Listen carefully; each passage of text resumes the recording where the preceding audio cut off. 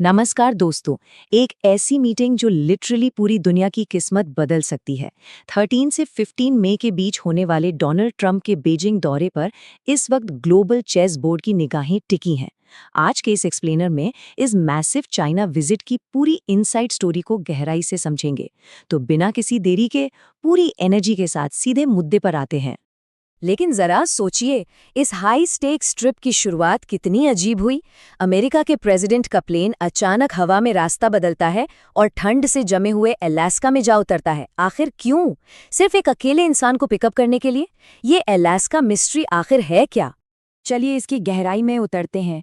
शुरू में fox news ने जो फोटोज दिखाई उनमें ये शख्स गायब था, पर जब सीएनबीसी ने पॉइंट आउट किया कि एनवीडिया के सीईओ जेनसन हुआंग कहाँ हैं, तो फाइनली ट्रंप को मानना पड़ा कि हाँ, उन्होंने अलास्का रुककर जेनसन को प्लेन में बिठाया था। अब सवाल ये उठता है कि अमेरिका इनको अकेले भेजने से इतना घबरा क्यों रहा था? इसका जवाब इस स्केल में छिपा है। एनवीडिया की वैल्यूएशन आज $5 ट्रिलियन क्रॉस कर चुकी है। पता है ये कितना बड़ा नंबर है? ये भारत की पूरी जीडीपी जो करीब $4 ट्रिलियन है उससे भी ज्यादा है। ऐसे में इनका अकेले चाइना जाना और वहां किसी डील का फाइनल हो जाना अमेरिकन टेक सर्वाइवल के लिए एक बहुत बड़ा खतरा बन सकता था। जब दांव इतना बड़ा हो तो चीज़ों को स्टेप बाय स्टेप समझना ज़रूरी है। इस एक्सप्लेनर में हम इन 5 पॉइंट्स पर फोकस करेंगे। मेज समिट की टाइमलाइन, $200 बिलियन का trade deficit, rare earth tech war, Taiwan और ईरान फ्लैश पॉइंट्स और फाइनली इसका global geopolitical conclusion.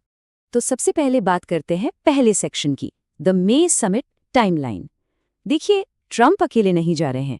Elon Musk, Tim Cook और बोइंग के सीईओ जैसे 17 बड़े अमेरिकन बिजनेस टाइकून्स इस ग्रैंड स्टेट डिनर के लिए बीजिंग जा रहे हैं। अगर हम टाइमलाइन देखें तो लेट 2024 में शी जिनपिंग की तरफ से बधाई आने के बाद से अर्ली 2026 तक लगातार फोन टॉक्स और साउथ कोरिया में मीटिंग्स हुई हैं। लेकिन फ्रैंकली स्पीकिंग, इतनी लंबी बातचीत के बाद भी दोनों देशों के बीच की डिप्लोमैटिक आइस अभी तक पिघली नहीं है। और इस तनाव का, इस ना पिघलने वाली बर्फ का सबसे बड़ा रीजन है पैसा। आइए बढ़ते हैं दूसरे पॉइंट पर, द $200 बिलियन ट्रेड डेफिसिट। यही वो आर्थिक आंकड़ा है जिसने इस मैसिव समिट को इतना जरूरी बना दिया है। अब इस डेटा के बारे में जो सबसे इंटरेस्टिंग बात है वो ये है कि दोनों देशों के बीच टोटल ट्रेड करीब $658.9 बिलियन का होता है, पर इसमें से चाइना अकेले $200 बिलियन का नेट प्रॉफिट यानी सरप्लस निकाल लेता है। ये एक तरफा फायदा है जिसे ठीक करना ट्रंप के लिए एक बहुत बड़ी मजबूरी बन गया है। और इस ह्यूज ट्रेड डेफिसिट को कवर करने के लिए ही ट्रंप साथ में बोइंग के सीईओ को लेकर गए हैं। याद होगा, पिछले ट्रेड वॉर में जब अमेरिका ने टैरिफ्स लगाए थे, तब रिटेलिएशन में चाइना ने 500 बोइंग 737 मैक्स, 100 ड्रीमलाइनर्स और 777X एयरक्राफ्ट्स की करीब 9 लाख करोड़ रुपए की डील्स रोक दी थी। अमेरिका अब इन कॉलोसल डील्स को किसी तरह वापस जिंदा करने की कोशिश में है।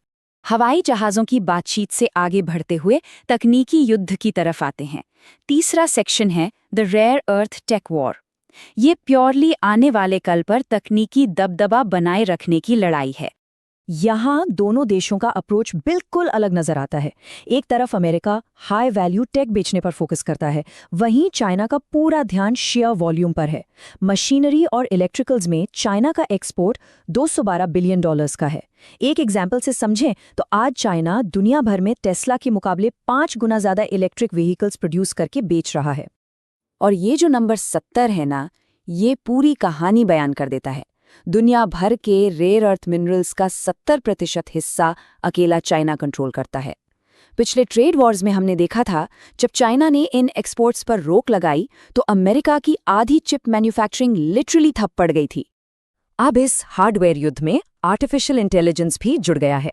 हिस्टोरिकली एआई में अमेरिका का डोमिनेंस रहा है, पर आज चाइना अपने home grown deep seek AI और खुद के बनाए हुए जीपीयू से इस सुप्रीमेसी को सीधी और ओपन टक्कर दे रहा है। इकोनॉमी और टेक मोनोपोलीज के बाद अब जमीनी रियलिटी को देखते हैं। चौथा सेक्शन है ताइवान और ईरान फ्लैश पॉइंट्स। यहाँ आर्थिक तनाव सीधे तौर पर मिलिट्री और रियल वर्ल्ड कॉन्फ्लिक्ट में बदलता नजर आ रहा है। ये सिचुएशन दोनों तरफ के लेवरेज को ब्रिलियंटली इलस्ट्रेट करती है। एक तरफ यूएस ताइवान को $11 बिलियन की वेपन्स बेचने का प्रस्ताव रखता है और दूसरी तरफ चाइना डिप्लोमैटिक लेवल पर इसका जबरदस्त विरोध कर रहा है, साथ ही सिवियर कॉन्सिक्वेंसेस की वार्निंग भी दे रहा है। इनफैक्ट इस समिट से ठीक पहले अमेरिका के अंदर ही मौजूद चाइनीज एम्बेसी ने 4 बहुत स्ट्रिक्ट कंडीशंस रखी हैं। ताइवान के मामले में कोई दखलंदाजी ना हो, डेमोक्रेसी और ह्यूमन राइट्स पर ज्ञान ना दिया जाए, चाइना के पॉलिटिकल सिस्टम की रिस्पेक्ट हो और उनके डेवलपमेंट राइट्स का आदर किया जाए। और यहाँ ईरान के मुद्दे पर एक बड़ा ट्विस्ट आता है। एक अजीब आयरनी देखिए, मिडल ईस्ट और स्ट्रेट ऑफ हॉर्मुज में जो क्राइसिस चल रही है उसे सॉल्व करने के लिए ट्रंप को एक्चुअल में चीन की जरूरत पड़ सकती है। क्यों? क्योंकि ईरान की इकोनॉमी पर चाइना का बहुत बड़ा कूटनीतिक प्रभाव है, जिसका जिक्र हाल ही में खुद इजरायली लीडरशिप ने भी किया था। तो चलिए अब वक्त आ गया है इन सभी थ्रेड्स को एक साथ जोड़ने का।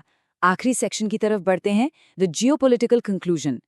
टेक मोनोपोली से लेकर ईरान और ताइवान के फ्लैश पॉइंट्स तक ये सब कुछ आपस में डीपली जुड़ा हुआ है। तो इस पूरे विश्लेषण का सबसे बड़ा सवाल ये है कि क्या 13 से 15 मई तक होने वाली ये हाई प्रोफाइल मीटिंग दुनिया को कूटनीतिक राहत देगी, या फिर ये जियोपॉलिटिक्स की इस शतरंज में बस एक छोटा सा पॉज है जिसके बाद अगली चाल और भी खतरनाक होने वाली है। इस मुद्दे को इस लेवल पर आकर समझने के लिए बहुत बहुत शुक्रिया। अगर ये एक्सप्लेनर पसंद आया है तो स्टडी इन बिहार चैनल को अभी लाइक, शेयर और सब्सक्राइब जरूर करें। एक और बहुत काम की बात, अगर इस गर्मी की छुट्टियों में एआई और वेबसाइट या ऐप डेवलपमेंट सीखना हो तो live AI learning classes run हो रही हैं। लिंक कमेंट्स में पिन किया हुआ है। अभी आकर सीट्स बुक की जा सकती है और फ्यूचर रेडी स्किल सीखे जा सकते हैं। ऐसे ही मजेदार टॉपिक्स के साथ जल्दी मिलेंगे। नमस्कार।